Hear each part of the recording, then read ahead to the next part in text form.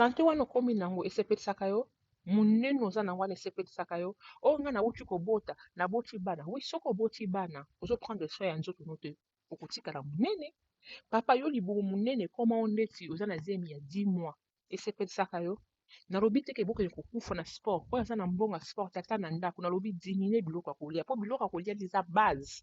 Ozolamba otie mafuta ebele. Okochange ndeni. Ozomela ti ozwi ekolo ya ti ozwi tala sukali otie na kati. Ozwi lipo otondi si ozosala maki tala mafuta. Nazoyebisa bino bolingo oyoka te. Nakoki kozala coach ya développement personnel ya bato mosusu te na otika bandeko na nga bakongolais boye. Non?